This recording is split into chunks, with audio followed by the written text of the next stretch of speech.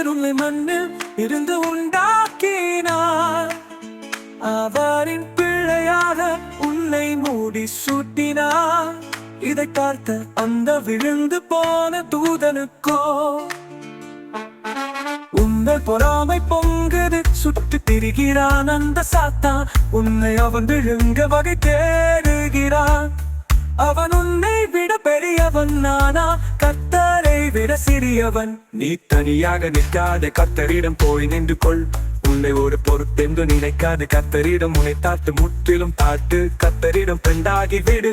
உண்மையான் உன்னை மதிக்கும் ஒரே நபர் அவர்தான்.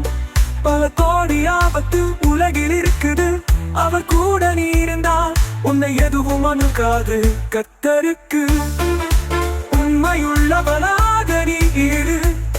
பரிபூரண ஆசீர்வாதங்களை நீ பெற்றிடு. ஆமென், ஆமென்.